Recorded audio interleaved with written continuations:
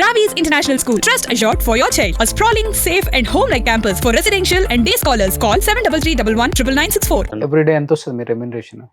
50,000 ఉంటుందా? చెప్పను Hmm. చెప్పను వద్దు. అప్పుడే కదా ప్రొడ్యూసర్స్ తెలిసేది, ఓకే ఇండియాని మనం బుక్ చేయొచ్చు ఈ సినిమాకి మంచి క్యారెక్టర్ కానీ. No, నాకు ఇంకా ఫ్లెక్సిబుల్ గా ఉంటారా? Okay, remuneration. డిపెండ్ చెప్పాలి ప్రొడ్యూసర్ ఫైనాన్షియల్ స్టేటస్ ఇప్పుడు నేను చెప్పాను అనుకోండి ఇంతే అని ఫిక్స్ చేస్తారు, లేకపోతే అంతా అని అనుకుంటారు. ఇదంతా వద్దు. ప్రతి మూవీకి ఒక బడ్జెట్ ఉంటుంది. ఆ మూవీకి తగ్గట్టు ఆ క్యారెక్టర్ కి తగ్గట్టు ఒక బడ్జెట్ ఉంటుంది. ఆర్టిస్ట్ ని బట్టి ఒక బడ్జెట్ ఉంటుంది. మన మూవీలో చాలా చాలా క్యాల్కులేషన్స్ ఉంటాయి. అన్ని అకార్డింగ్ టు కొన్నిసార్లు నాకు మూవీ కావాలని చేస్తా, కొన్నిసార్లు నాకు క్యారెక్టర్ కావాలని చేస్తా, కొన్నిసార్లు డబ్బులు మాత్రమే కావాలని చేస్తా. సో అది ఎవ్రీ ఆస్పెక్ట్ మారిపోతూ ఉంటాయి. ఫుల్ అడల్ట్ కదా దాంట్లో అడల్ట్ డబ్బు లేదు కాబట్టి కొంచెం కాదు కాదు ఆ మూవీ బడ్జెట్ చాలా కాదు. అది దానికోసం కాదు, నా పర్ఫార్మెన్స్ కోసం చేస్తాను. నా యాక్టింగ్ చూపించుకోవాలి అని చెప్పి చేస్తాను. ఓకే, క్లైమాక్స్ నేను ఎందుకు ఆ మూవీ నమ్మాను తెలుసా?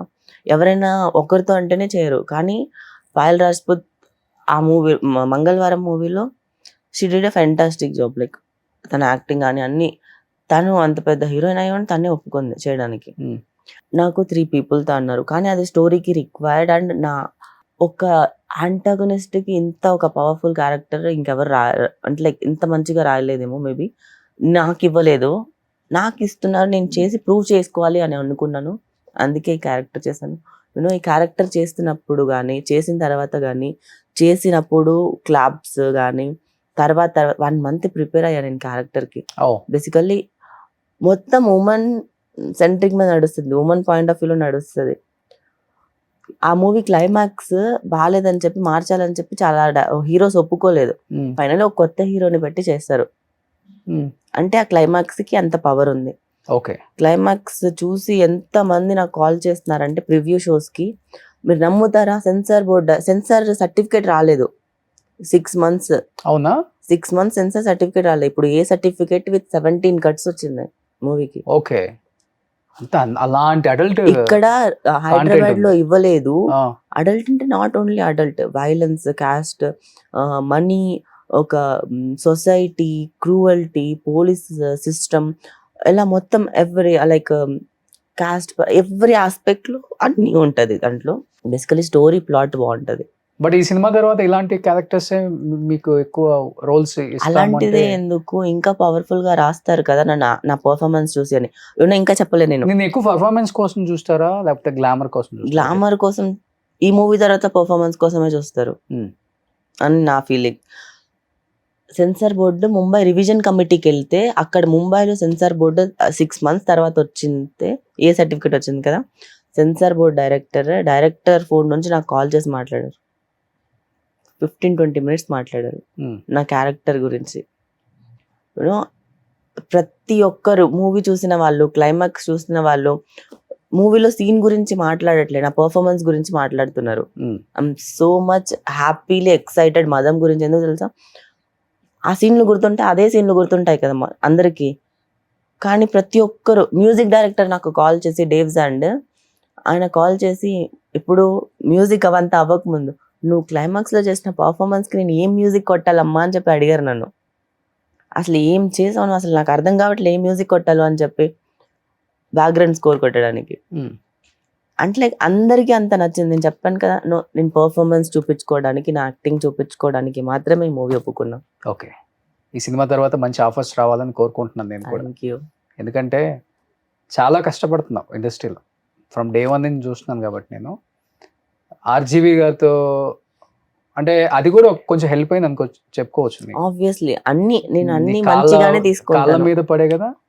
అవును, ఆ డాన్స్ నీ కాళ్ళు పట్టుకొని. అవును. ఓకే, బట్ ఇండస్ట్రీలో నీకంటూ వెల్ విషర్స్, మంచి ఫ్రెండ్స్ ఎవరు లేరా? గుడ్ అండ్ బ్యాడ్ షేర్ చేసుకోవటం. నాకు అందరూ ఫ్రెండ్స్ బేసికల్లీ. ఉంటున్నారు కదా సింగిల్. నేనేంటంటే అందరితో మంచిగానే మాట్లాడతాను.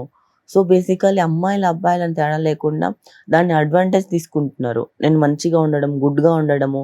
ఫ్రెండ్సే మోసం చేస్తున్నారు. ప్రతి మోసం వేరు, ఫ్రెండ్స్ మన దగ్గర చేసేది చాలా వేరు. అది ఎక్కువ బాధ అని అనిపిస్తుంది. నేను అందరినీ చూసేసాను. ఇంకా నాకు ఎవరు ఏం చేసినా, ఎవరు ఎలా కొట్టినా తగలదు. హార్డ్ అయిపోయింది హార్ట్. ఇప్పుడు రివర్స్ మాట్లాడుతున్నావా?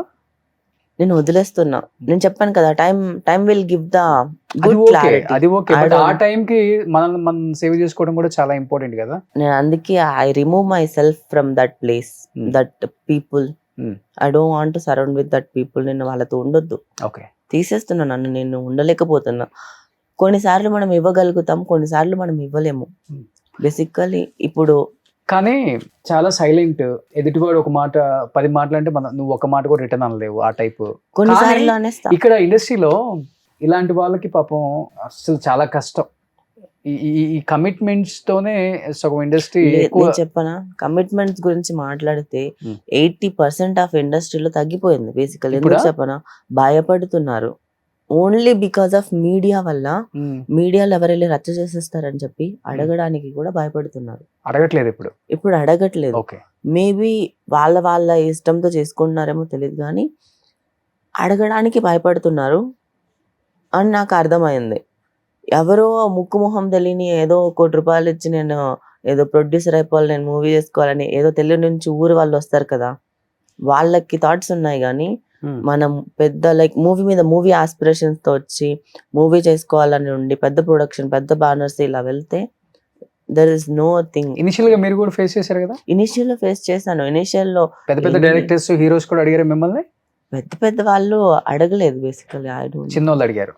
అది నేను చెప్తున్నాను కదా, ఎందుకు పనికిరాని మూవీ అసలు రిలీజ్ అవుతా, ఆ మూవీ షూట్ వరకు వెళ్తాయా అని తెలియని మూవీ వాళ్ళు అడుగుతున్నారు, కానీ పెద్దవాళ్ళు అడగట్లేదు. ఎందుకంటే పెద్దవాళ్ళకి ఒక భయం ఉంటది. అవును, అది ఓన్లీ మీడియా ప్రతి చిన్నదాన్ని హైలైట్ చేసి చూపించి చాలా మంది అమ్మాయిల్ని సేవ్ చేసింది కాబట్టి ఇప్పుడు జరగట్లేదు. కానీ ఆ టైంలో ఎలా తప్పించుకొని వస్తారు అక్కడి నుంచి? చాలా మంది ఒకటే, నో అంటే నో చెప్పేస్తే వాళ్ళు సినిమా ఆఫర్ ఉండదు, అంతే ఉండదు. లేకపోతే వాళ్ళకి ఖచ్చితంగా నువ్వు కావాలి అంటే నీకు తక్కువ రెమ్యూనరేషన్ ఇస్తారు, ఓకే చెప్పు. నీకు ఎక్కువ రెమ్యూనరేషన్ కావాలంటే నువ్వు దానికి ఓకే చెప్పాలి, అంతే ఉంటుంది.